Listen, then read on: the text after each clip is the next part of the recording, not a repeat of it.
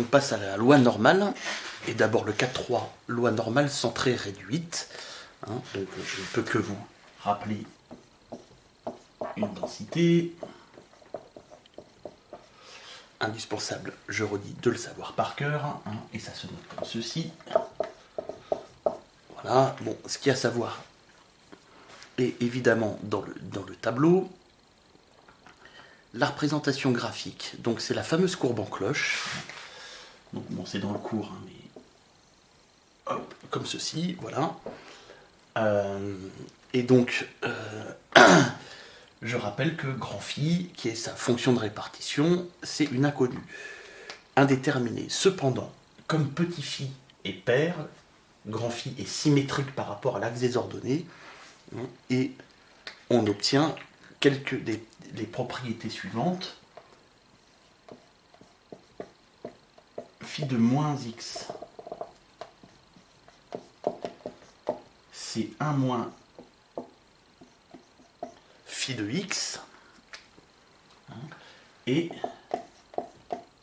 phi de 0, c'est 1 demi. Bon, phi de 0 égale 1 demi. Comme la densité est paire, et ben, la probabilité d'être ici, c'est la même que la probabilité d'être là à droite, c'est l'intégrale à droite, donc c'est 1, c'est le total divisé par 2, donc c'est 1 demi. Et cette propriété-là, on peut la comprendre aussi. Grand phi de moins x, si je prends moins x ici, grand phi de moins x, c'est ce qui est en rouge ici, par symétrie, c'est égal à ce qu'il y a là. Alors, c'est pas... Comme je n'avais pas très bien dessiné, on va faire ça comme ça. En tout cas, ce qu'il y a à gauche de moins x est égal à ce qu'il y a à droite de x par symétrie. Et ce qu'il y a à droite de x, c'est p de grand x plus grand que petit x. Et c'est bien 1 moins p de grand x inférieur ou égal à petit x, c'est-à-dire 1 moins grand phi de x. Donc ça, c'est valable sur grand phi, qui est la fonction de répartition, je le rappelle, d'une loi normale centrée réduite.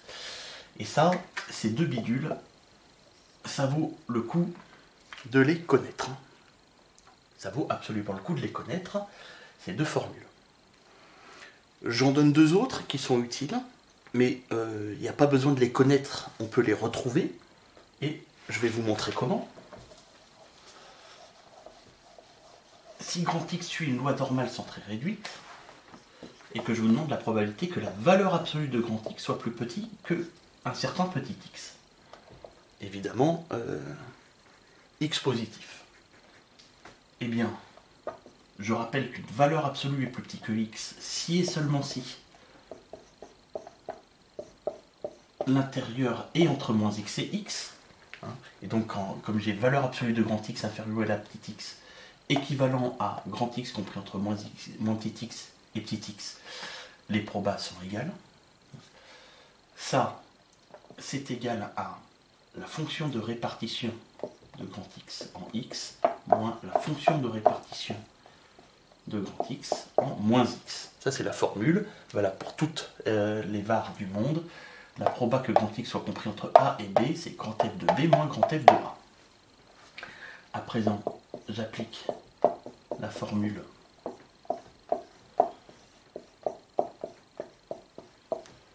grand phi de moins x c'est 1 moins grand phi de x. On n'oublie pas les parenthèses. Et ça fait phi, moins ça fait plus phi, donc ça fait 2 grand phi, moins 1. Vous voyez, elle se retrouve celle-ci. Et maintenant l'autre se retrouve aussi.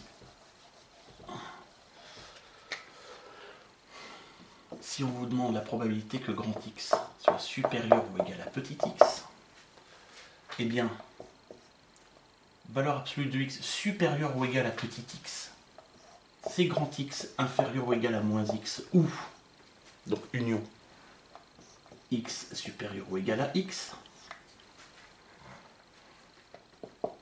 Évidemment, ces deux événements sont incompatibles, donc ça fait ceci.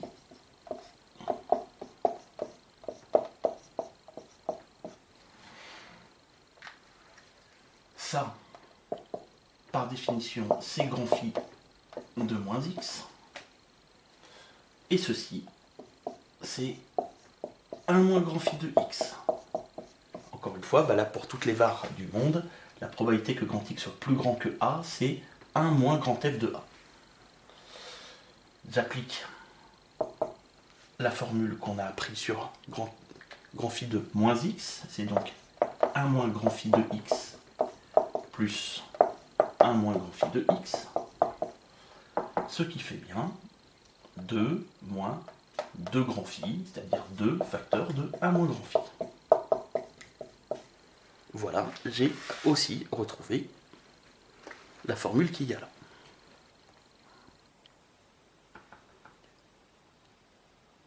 Alors, une loi normale, ou dite loi de Laplace-Gauss, enfin franchement tout le monde dit la loi normale, c'est la courbe qu'on obtient, qu'on appelle souvent courbe en cloche ou courbe de Gauss, la courbe de la densité. Eh bien, encore une fois, ce qu'il faut absolument connaître, c'est densité 1 sur sigma racine de 2pi exponentielle moins 1 demi x moins m sur sigma le tout carré. Attention, on met sigma 2 dans les paramètres de la loi normale sigma au carré. Alors, ce que j'indique dans la remarque, c'est que si on veut démontrer que l'intégrale de cette fonction, elle est bien égale à 1, pour que ce soit bien une densité, ce serait heureux, eh bien on fait un changement de variable en posant u égale t moins m sur sigma pour retomber sur une intégrale de Gauss qu'on connaît par cœur. Vous pouvez le faire si ça vous amuse. Alors ça vaut le coup de connaître la tête de la fonction en question. Alors, c'est une courbe en cloche qui est symétrique, toujours symétrique, mais là par rapport à la droite d'équation x égale m. Et juste, alors là je ne vais pas préciser exactement comment, mais sachez que mon sigma est une mesure de l'étalement. Plus sigma est grand, plus ça s'étale, plus sigma est petit, plus ça sera tatine. Et on ne sait vraiment pas faire grand chose avec cette loi normale générale, à part, et c'est ça qu'on va beaucoup utiliser, que si j'ai x qui suit une loi normale générale, alors ma fonction, ma var x étoile qu'on a déjà vu passer, c'est x moins m sur sigma, x moins l'espérance, petit m, sur la racine de la variance, sur l'écart type, donc sur sigma, et bien ça suit une loi normale centrée réduite. Et c'est la var centrée réduite associée à grand X. Sachez que si grand X suit une loi normale, ça var centrée réduite suit une loi normale centrée réduite. C'est relativement logique, mais ça, il faut le savoir, c'est pas la peine de le redémontrer, on le sait. Alors, maintenant je passe au 4-5 pour vous expliquer l'exemple, puis dans une autre vidéo, on fera des choses un petit peu plus compliquées encore avec la loi normale. Voilà. La vidéo d'après, ça sera essentiellement pour les meilleurs, c'est plus compliqué, c'est moins utile. Par contre, là, ça vaut le coup de bien comprendre. Et donc, je vais vous expliquer le 4-5. Donc, vous voyez, on a x qui suit une loi normale de paramètre 8, 4. Donc, petit m égale 8. Et sigma égale 2, j'insiste, là c'est sigma carré, c'est 4, donc sigma c'est 2. Et on vous demande de calculer p de x plus grand que 17 de pi. Bien. Et la seule chose qu'on peut faire pour les calculs avec une loi normale, c'est toujours, et on fera toujours ça, en passant par la var centrée réduite associée. Donc, voilà pourquoi on pose x étoile égale à x moins 8 sur 2. Et on n'a que x étoile suit une loi normale centrée réduite. Et comme on doit utiliser x étoile, eh bien on va calculer ça grâce à x étoile. Comment on fait? Eh bien, à l'intérieur, je vais mettre moins 8 et divisé par 2 des deux côtés.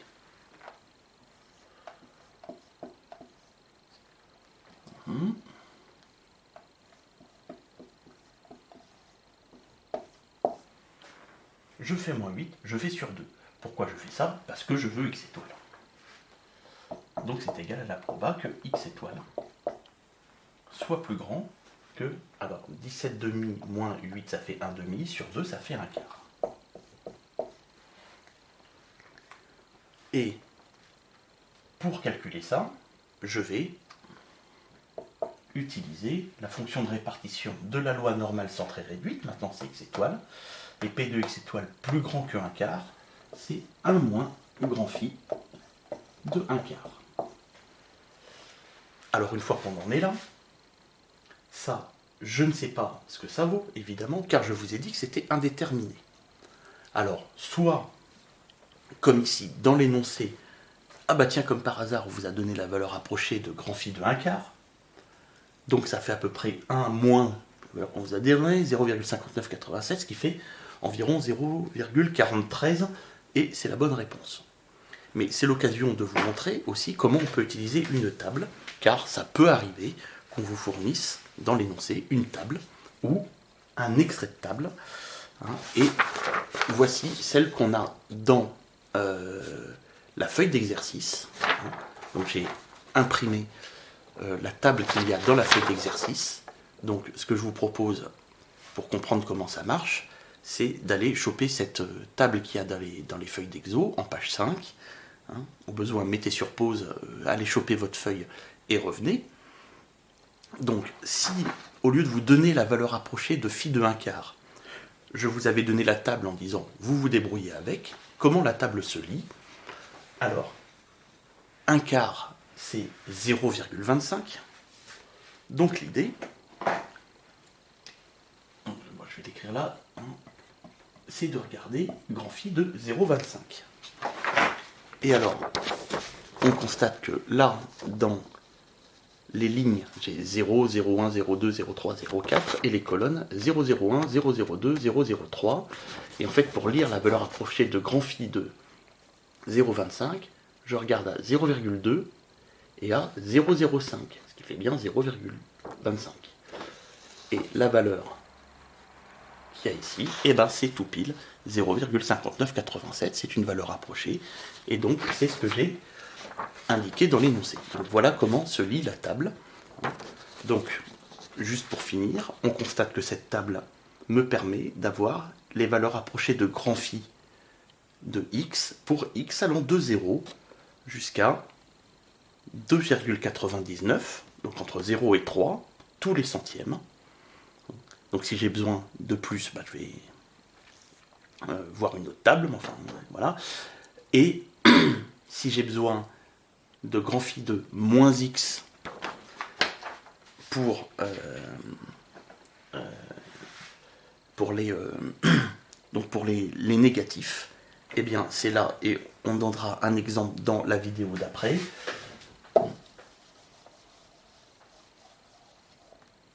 Si j'étais tombé sur ceci, grand phi de moins 1 quart, alors que j'ai les valeurs approchées de grand phi que pour les positifs, et bien c'est là que j'utilise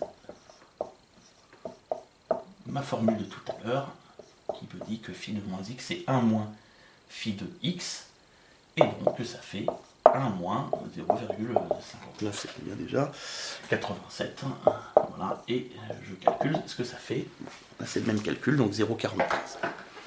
Ok, voilà, donc tout ce qu'on vient de raconter sur les lois normales et ses utilisations, ça c'est important de le savoir.